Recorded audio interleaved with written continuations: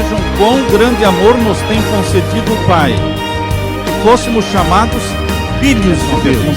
Eu e você temos que responder para nós mesmos: que farei de Jesus? Chamado o livro de Testemunhos, volume 9, página 189, diz assim: se nos humilhássemos perante o Senhor e fôssemos bondosos, o mexeriqueiro descobre o segredo. Deus dá e Deus cobra, mas Deus não cobra nada que Ele não deu antes.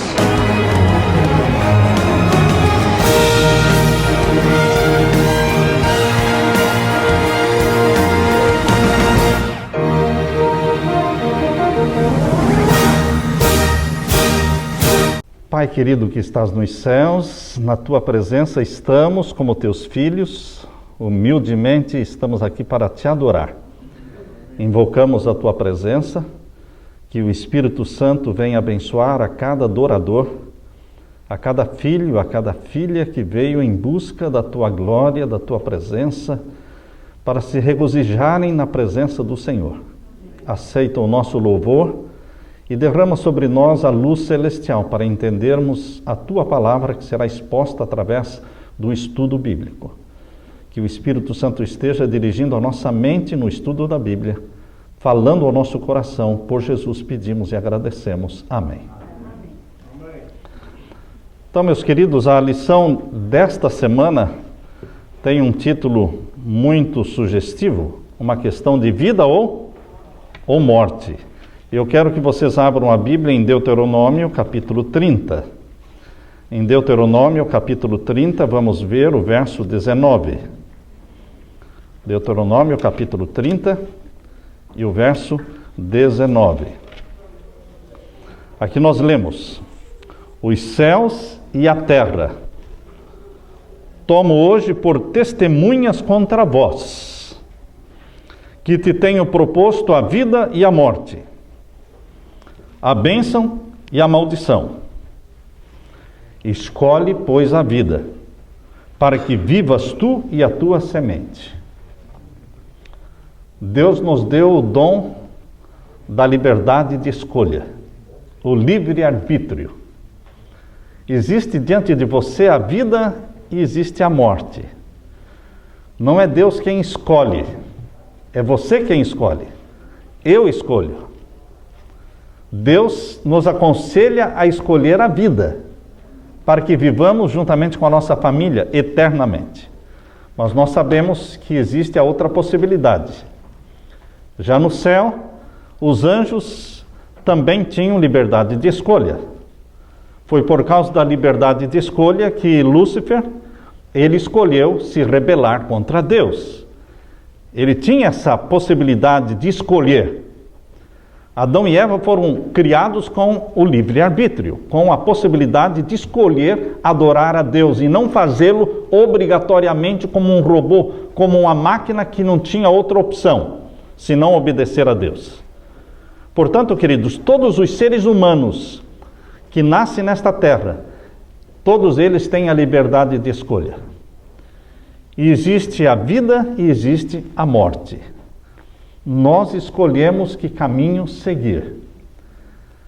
E muitas das decisões que nós fazemos, que parecem tão insignificantes, decisões tão pequenas, são decisões que a longo prazo estarão influenciando na vida eterna ou na morte eterna de cada ser humano. Por isso, quando estivermos meditando nas mensagens e nos textos bíblicos desta semana, vamos realmente deixar que o Espírito Santo fale fundo ao nosso coração. Eu quero começar lendo com vocês Mateus capítulo 5.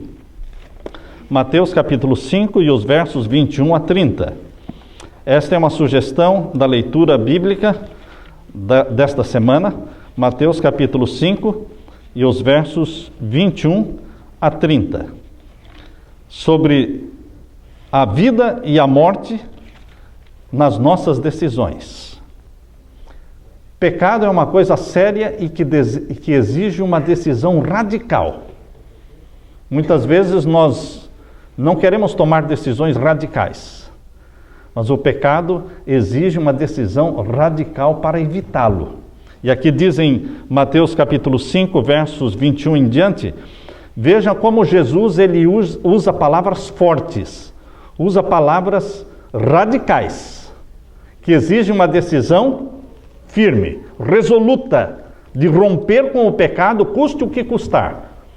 Não importa o sacrifício que você tenha que fazer, vale a pena romper com o pecado. Por isso Jesus diz em Mateus 5, versos 21 em diante: ouvistes que foi dito aos antigos, não matarás, mas qualquer que matar será réu de juízo.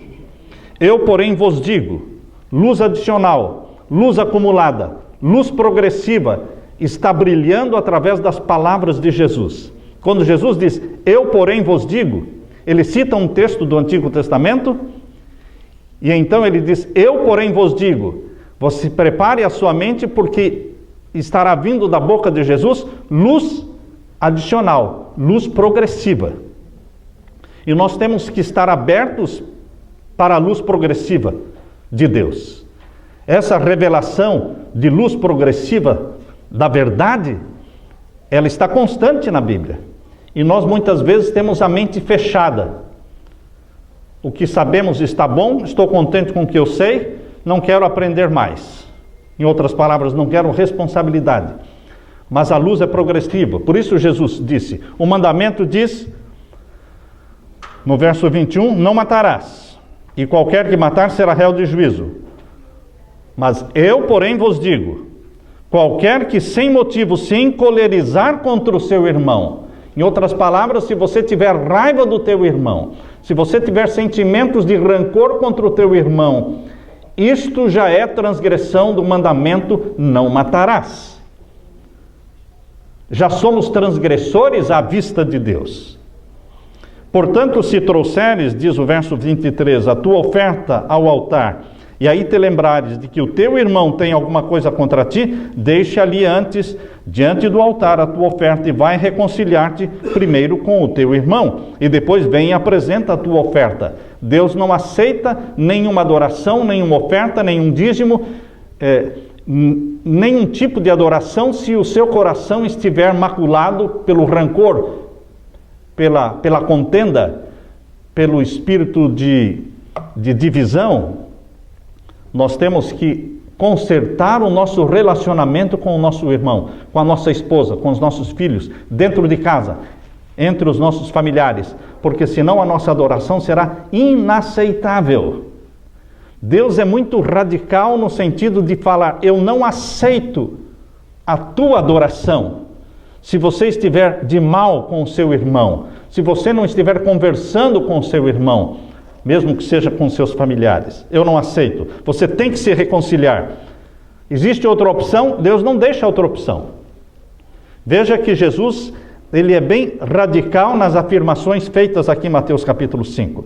E o verso 25.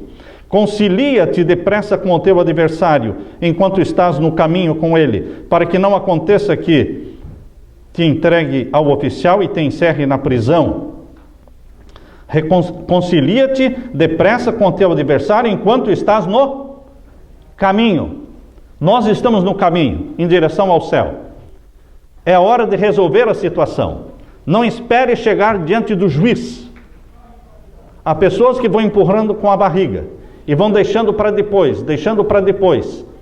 Não espere para chegar diante do juiz para querer acertar as situações. Diante do juiz é a segunda vinda de Jesus. Quando você estiver contemplando e assistindo à volta de Jesus, não é hora mais de fazer acertos. Por isso nós temos que fazer os acertos enquanto estamos a caminho. Esse estar a caminho é agora, é o momento de hoje. Concilia-te depressa com o teu adversário enquanto estás no caminho, para que não aconteça que o teu adversário te entregue ao juiz, e o juiz te entregue ao oficial e te encerre na prisão. Em verdade te digo que de maneira nenhuma sairás dali enquanto não pagares o último ceitil. Ouvistes o que foi dito aos antigos, não cometerás adultério. É muito fácil não cometer adultério, pela letra. É muito fácil guardar a letra. Os judeus eram especialistas em guardar a letra da lei. Não adulterar. A única mulher com quem eu me deitei foi a minha esposa. É a mulher com quem eu me casei? Então eu penso assim, nunca adulterei. Se adultério for só isso, então fica muito fácil. Mas adultério não é só isso, irmãos. Adultério significa olhar com olhos cobiçosos. Jesus nos dá luz adicional, luz progressiva, no verso 28, quando ele declara, eu porém vos digo. Quando Jesus fala, eu porém vos digo, a gente se arrepia, porque vem chumbo, vem revelação progressiva. Agora Jesus vai falar do espírito da lei, que está muito além da letra da lei. Eu porém vos digo que qualquer que atentar numa mulher para cobiçar, seja numa revista de pornografia, seja na internet, seja no Facebook. Há muitos homens casados e mulheres casadas que entretêm amizades íntimas com companheiros, com companheiras através do Facebook, através de e-mails, e acham que está tudo bem. Está tudo bem. Estão falando de forma carinhosa, de forma afetiva. Queridos, isso é adultério. Isso é infidelidade. Eu, porém, vos digo que qualquer que atentar para uma mulher cobiçando-a, já em seu coração cometeu adultério com ela. Na parte, ainda no verso 29, diz, portanto, se o teu olho te escandalizar, arranca-o e atira-o para longe de ti, pois te é melhor que perca um dos teus membros do que seja todo o teu corpo lançado no inferno. Decisão radical para romper com o pecado. Pessoas viciadas em sexo é a coisa mais difícil de vencer na face da terra. Pessoas viciadas em sexo, pessoas viciadas em pornografia, viciadas em masturbação. Não existe nada mais difícil para vencer do que isso. Porque isso é coisa de longos anos. Isso é coisa que já vem da infância. E, queridos, se nós queremos a salvação, nós temos que fazer decisões radicais.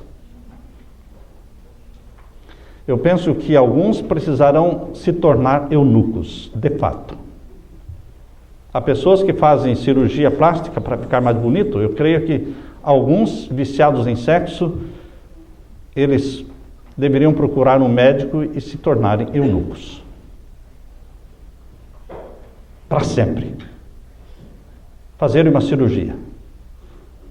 Que absurdo, pastor. Compensa o céu. Compensa.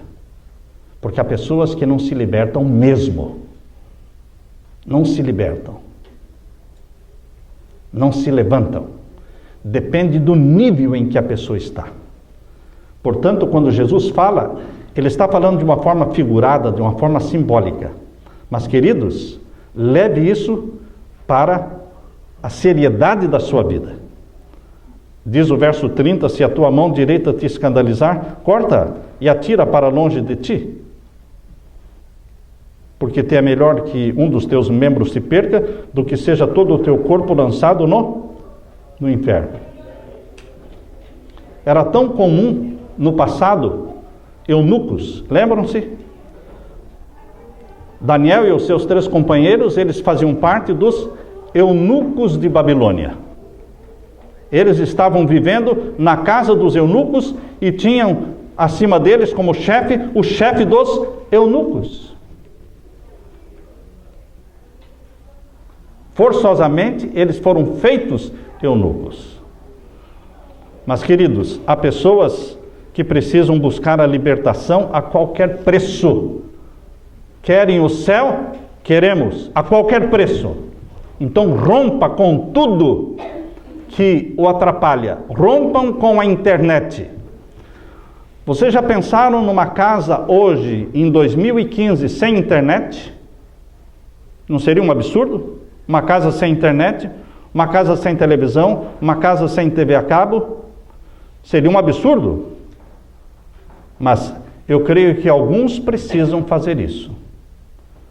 Porque se a sua tentação está na internet, se a sua tentação está ali na televisão ou numa TV a cabo, ou mesmo num telefone, num iPhone que está ligado à internet, então você nem iPhone pode usar.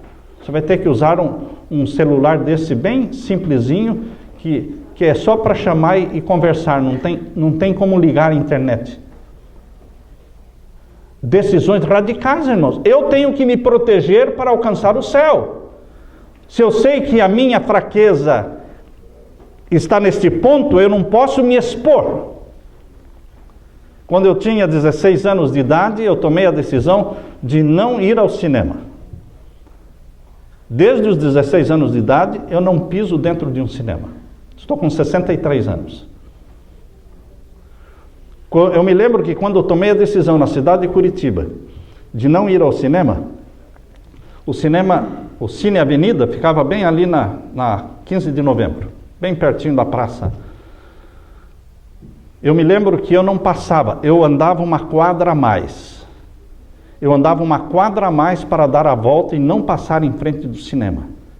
Porque se eu passasse, eu ia olhar as propagandas, ia ficar ali e sentiria aquele forte desejo de entrar. Então, eu criei estratégias.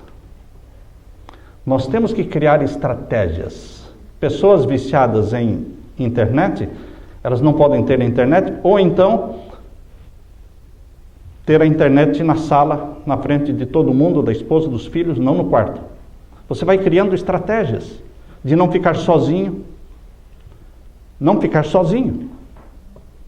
Sempre estar acompanhado pela esposa ou pelo filho. Você cria estratégias. Não viajar sozinho. Não ficar sozinho num quarto de hotel. Você cria estratégias quando você quer vencer. Quando você está sendo sério. Quando você quer o céu. Você cria estratégias de romper com o pecado, custe o que custar. E Deus ajudará aquele que quer. Deus vê a sua sinceridade de jejuar, de orar, de tentar se libertar desse caminho satânico que destrói homens e mulheres. Hoje, o nosso mundo, queridos, está podre. Dentro da igreja e fora da igreja, tudo está podre.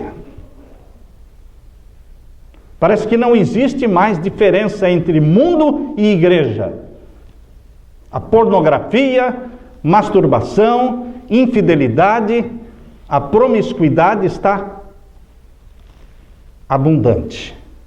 Por isso a lição desta semana chama muito a nossa atenção. Abra sua Bíblia agora em Provérbios capítulo 6. É interessante que quando Provérbios capítulo 6 começa com uma frase bem afetiva. Capítulo 6, verso 20, diz assim: Filho meu, guarda o mandamento do teu pai, e não deixes a lei da tua mãe. Capítulo 6 de Provérbios, verso 20. Filho meu, é o pai que está falando. Sabem, queridos, que a lei de Deus não existe para o ímpio? A lei de Deus não existe para o ímpio. A lei de Deus só existe para os que são filhos dele. Deus não criou sua lei para o ímpio. Deus não criou sua lei para aqueles que não são filhos dele. Por isso, a lei estava no Santíssimo. A lei não estava no pátio do santuário terrestre. Porque no pátio, alguém poderia entrar ainda sem ser filho de Deus. Porque a pessoa se tornava filho de Deus no pátio. É ali que ele iria se tornar filho de Deus. Como? Pegando um cordeiro, confessando os pecados sobre a cabeça do cordeiro, matando o cordeiro e oferecendo em sacrifício, aceitando o Salvador provido pelo céu, o Messias. E quando você aceita Jesus como Salvador, você se torna filho. Então os seus pecados são perdoados. Então o seu nome é inscrito no livro da vida do Cordeiro. então o Espírito Santo se propõe a escrever no seu coração, na sua mente, a lei de Deus que está lá no Santíssimo.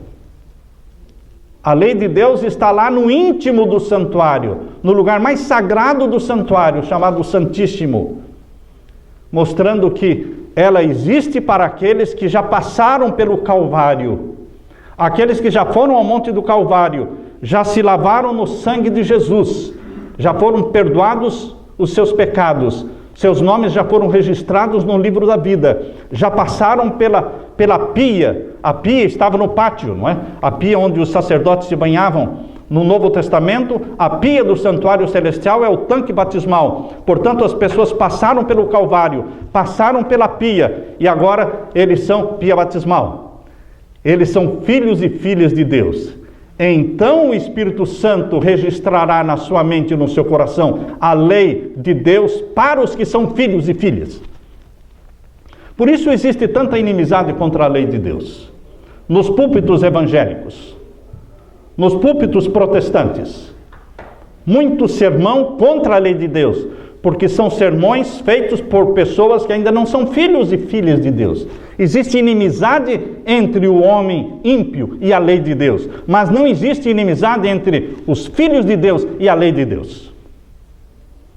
Porque o Espírito Santo grava na nossa mente a lei de Deus, e ela se torna prazer e deleite. Existe um hino que o quarteto da Voz da Profecia, Arautos do Rei, canta, a tua lei. Você canta e você repete aquela música, a tua lei. Fala, reflete o teu caráter. Ela me conduz ao Salvador. Bem-aventurados os que andam na tua lei.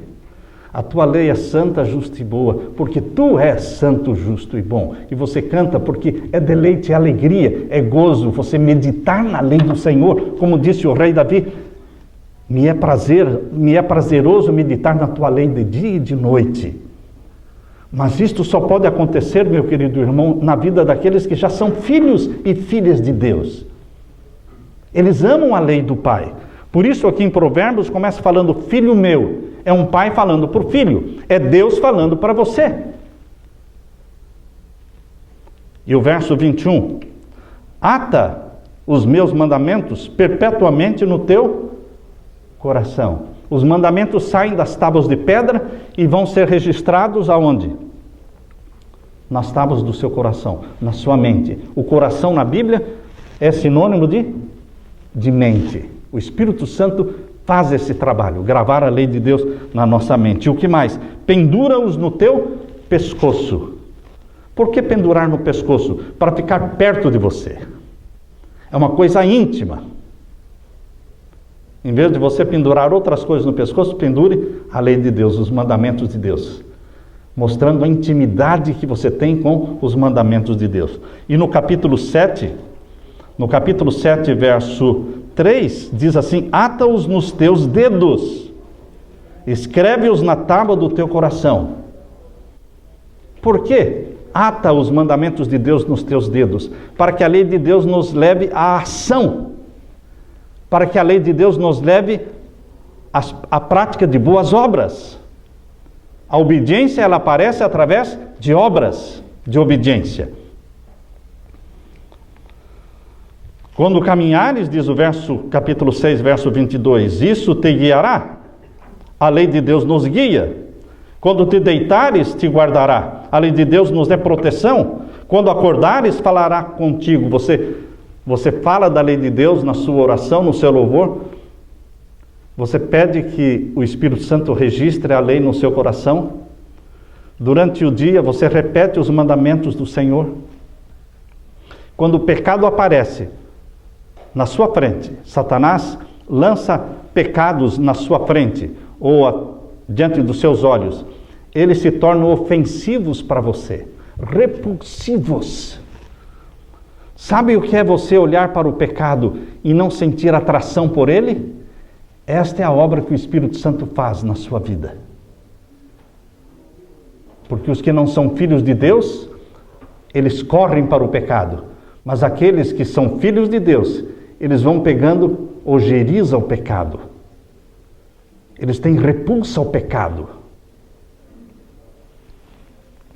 Às vezes, andando por uma cidade grande, você passa de carro por alguns pontos, alguns bairros de prostituição, e você, à noite, você vê homens, mulheres e travestis e nas esquinas, vestidos daquela forma sedutora, e você passa por ali e você pensa, como pode? Como pode as pessoas... E você vê os carros parando, carros luxuosos, não são carros velhos, não, carros luxuosos, caríssimos, parando naquelas esquinas e os travestis entrando, as prostitutas entrando, e eu fico pensando, converso com a minha esposa às vezes, digo, como é que pode? Como é que a pessoa tem coragem de pegar um lixo desse? Um lixo que está nas esquinas. Como é que tem coragem? Porque eu tenho nojo. Eu tenho nojo. Mas há pessoas que não têm nojo. Eles sentem apetite por aquilo. O que é que faz com que você tenha nojo do pecado? Não é algo que vem de você, é algo que vem do Espírito Santo. Você sente repulsa.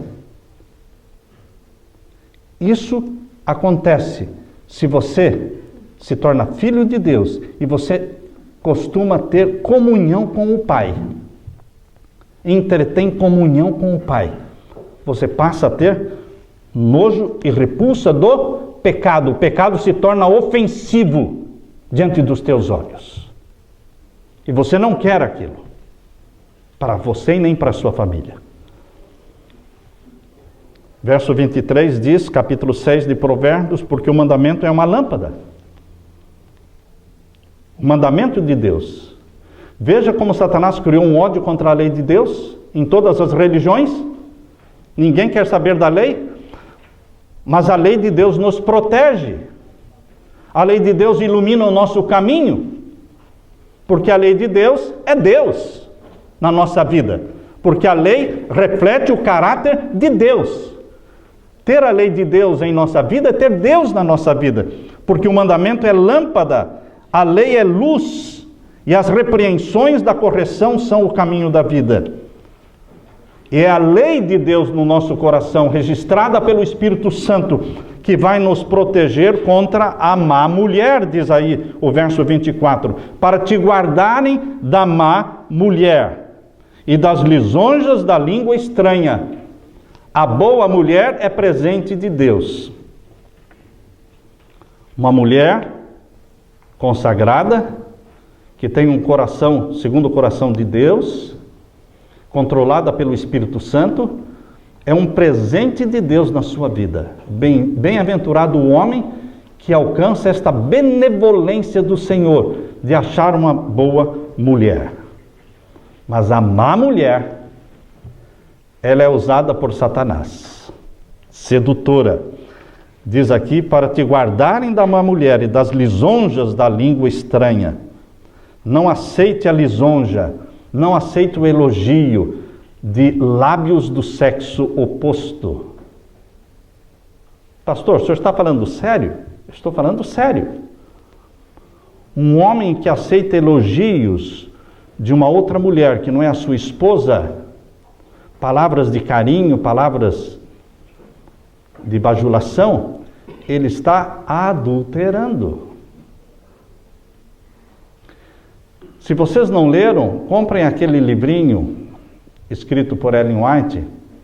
O título do livro é Testemunho sobre Sexo, Divórcio, Separação. Esse é mais ou menos esse título do livro. Sexo. Eu tirei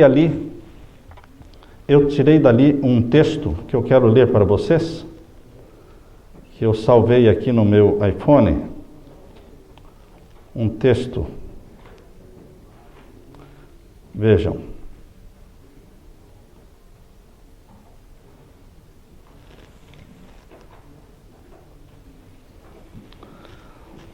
Qualquer mulher Isso foi tirado porque este livro, Testemunhos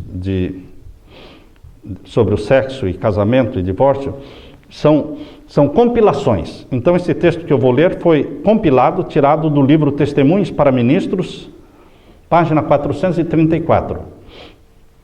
Diz assim: qualquer mulher, quando fala mulher, aplique-se para o homem também, porque serve para um e serve para o outro.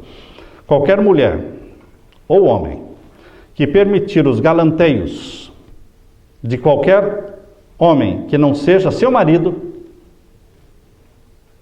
que der ouvidos aos seus atrevimentos e cujos ouvidos se agradam do extravasar de palavras pródigas de afeição, de adoração, de carinho, é adúltera e prostituta. Todo homem que aceita galanteios de uma mulher que não é sua esposa, de palavras pródigas de uma mulher que não é sua esposa, de afeição, de adoração, de carinho, é adúltero e prostituto. Essa é uma afirmação radical. Por isso, quando alguém vem fazendo elogios para o seu cabelo, ou para o seu rosto, ou enfim, fazer elogios para o seu corpo, ou para os seus olhos, enfim, galanteios, a melhor resposta é aleluia, bendito seja o Senhor. A pessoa vai ficar assim olhando para você, uau, porque geralmente quando os galanteios e os elogios são feitos, as pessoas dizem o quê? Obrigado. Você não pode dizer obrigado. Porque se você disser obrigado, você estará aceitando o galanteio. Você estará aceitando o elogio. E você não pode aceitar. Você diz, aleluia, bendito seja Deus. Louvado seja o Senhor. Você não aceitou. Você canalizou a Deus. E a pessoa vai sentir outro espírito presente ali. Você já criou uma barreira contra o assédio. Você já criou uma barreira contra a tentação. Mesmo quando alguém elogia o sermão, mesmo quando alguém elogia um hino que você cantou, você nunca deve dizer muito obrigado. Ou nem amém, porque amém é assim seja, é assim mesmo, é isso mesmo, eu sou bom, não é? Mesmo que seja o elogio do sermão, você deve sempre dizer, bendito seja o Senhor. Canalize para Deus, que é a fonte de toda boa dádiva. E é uma proteção contra assédios. O nome do livro é Testemunho sobre Conduta Sexual. Isso mesmo. Está lá, naquele capítulo que fala sobre... Mas foi extraído do Testemunhos para Ministros, página 434, 435. Um outro pensamento que eu tirei de lá. A mais poderosa tentação não é desculpa para o pecado. A mais poderosa tentação não é desculpa para o pecado. Eu conheço história de pastor que foi colocado, fechado dentro de um quarto com uma prostituta e trancaram a porta pelo lado de fora. Falei, ou você fica aí dentro ou você fica. Não tem janela para fugir e a porta está trancada. E a função daquela mulher prostituta é te fazer ter relação com ela. Te vira. A mulher foi paga para fazer isso. Pois a história deste jovem pastor começou a falar do amor de Jesus para ela. Não tinha para onde ir, a porta estava fechada e ele trancado com a prostituta dentro do quarto. O motorista de caminhão fez assim. Ele pegou carona num caminhão e foi falando de Jesus, e o motorista do caminhão pensou, esse cara aí é muito puro, não é? E é virgem. Então o motorista do caminhão parou num lugar que ele costumava parar, de casa de prostituição, e e o jovem inexperiente, não é? E o motorista falou, já paguei o seu quarto, você vai dormir aí, eu vou dormir lá no outro quarto. E já pagou uma mulher também, falou, olha, vai lá. e faça o seu trabalho. Mas, queridos, ele foi falando do amor de Jesus para ela, e esta mulher começou a se sentir envergonhada, chorou e começou a bater na porta, pedindo que viessem abrir a porta. E pediu perdão, desculpa para aquele jovem. Queridos, nada é desculpa para o pecado. Este jovem poderia muito bem ter dito, olha, não tinha jeito. Ninguém foi tentado como eu estou sendo tentado. Nem correr. José ainda teve a oportunidade de correr da mulher. As roupas ficaram nas mãos da mulher, de Potifar. Mas ele tinha para onde correr. Este jovem pastor não tinha nem para onde correr. Porta fechada e sem janela para pular. E a mulher se despindo na frente dele e se jogando para cima dele. Queridos, ele tinha todas as desculpas do mundo para pecar. Mas vejam que esse texto que eu estou lendo para vocês, o que esse texto fala, a mais poderosa tentação não é desculpa para o pecado. Não importa quão severa a pressão seja exercida sobre a pessoa, o pecado é um ato da vontade. O pecado é um ato voluntário da vontade. Você decide pecar ou decide não pecar. Não importa quão forte seja a tentação, não importa que tenha uma mulher caída em cima de você, não importa que você esteja encurralado num lugar, num beco sem saída, não importa. Você não peca enquanto você não consente.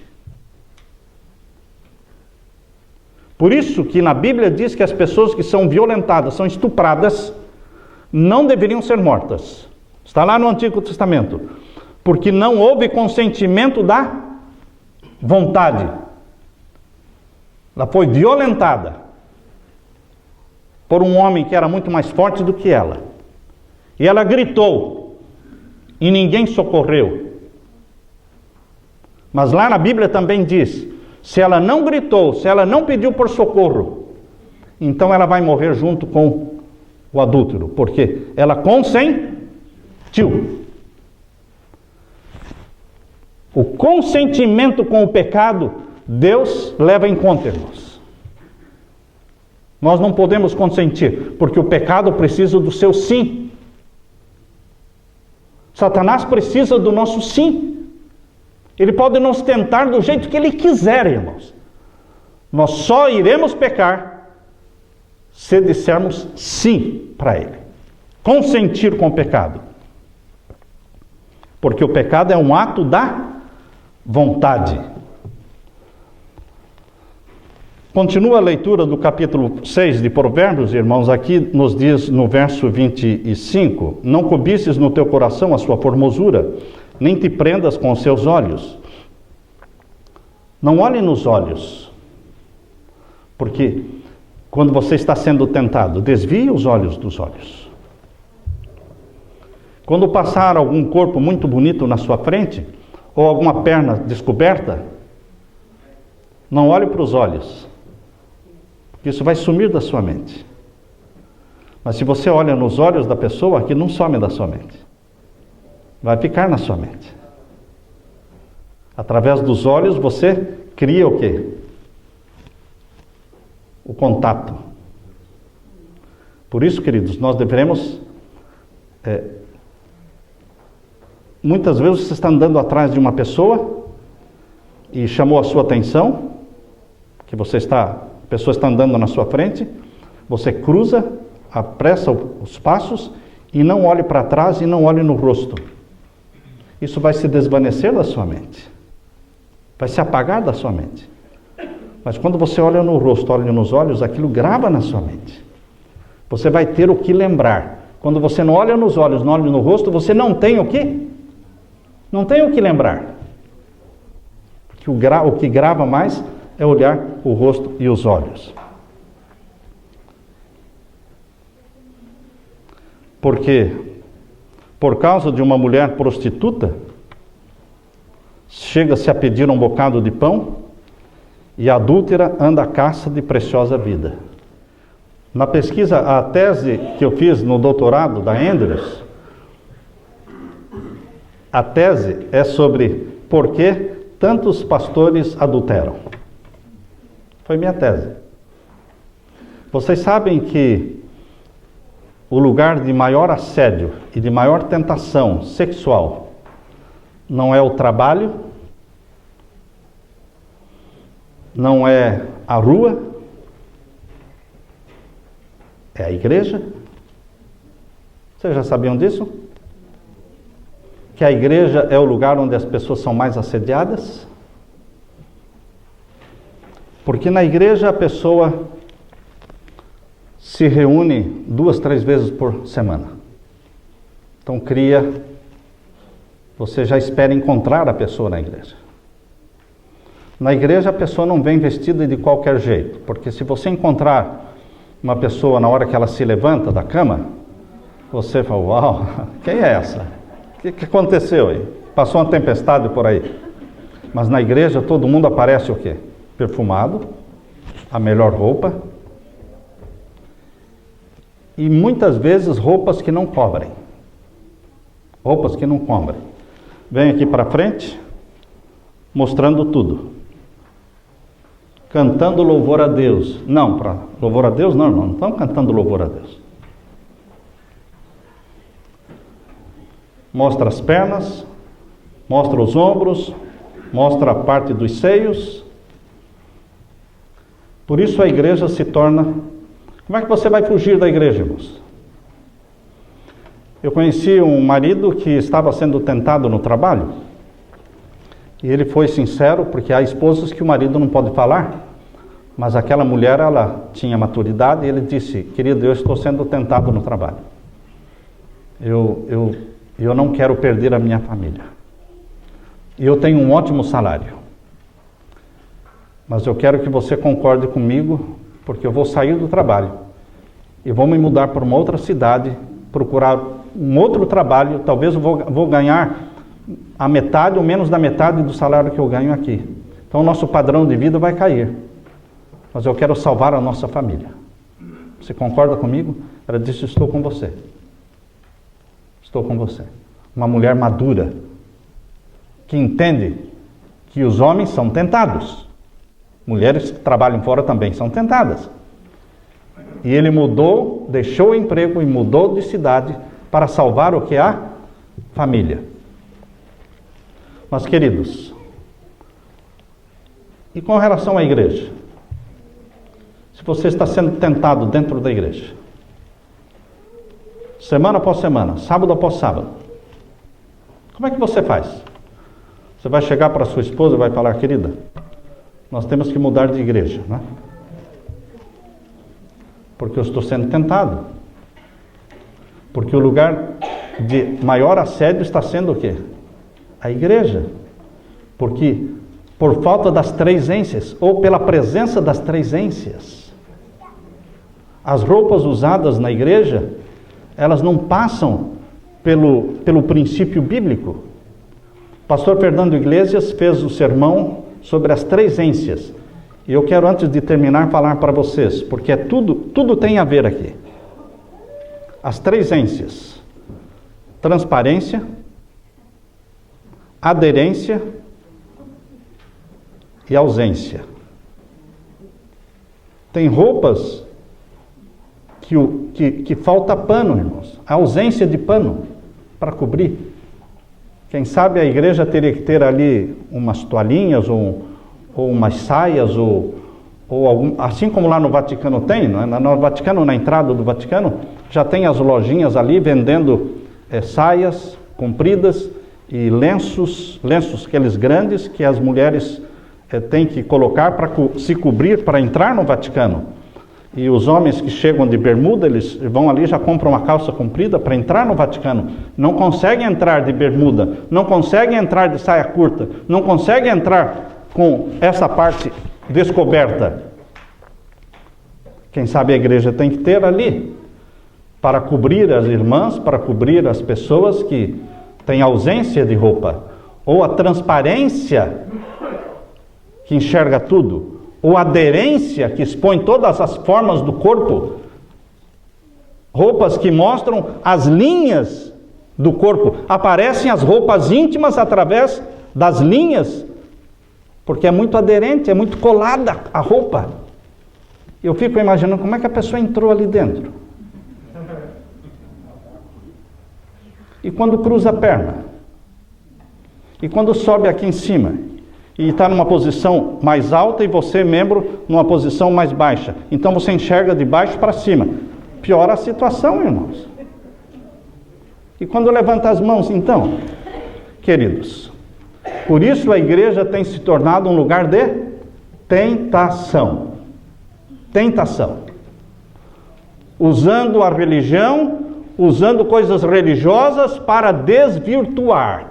Satanás é sábio em desvirtuar. Por isso, meus queridos, a lição desta semana tem tudo a ver com você e comigo. Porque Deus quer santidade. Santidade de vida. Santidade na adoração. Santidade no trabalho. Santidade dentro de casa. Santidade no computador. Santidade na internet. Você precisa buscar com choro e com lágrimas a santidade de Deus. Porque Deus disse, sede santos, porque eu sou santo. E eu só vou levar santos para o céu. Mas é eu que vou dar a minha santidade para você. Santidade não é uma coisa que vem de você. Vem de Deus, sempre virá de Deus. E ela é inesgotável. Você recebe a santidade de Deus todos os dias por décadas e décadas. Mas Ele tem mais ainda para te dar. Não existe limite. Mais santo, Senhor. Mais santo ainda. A vida toda. Ele quer imprimir em você o selo da sua santidade. Que Deus te abençoe, meu querido irmão, com esse santo desejo. Que a graça de Jesus esteja com você. Que o Espírito Santo seja derramado sobre você, sobre nós. Amém, irmãos? Amém. Amém.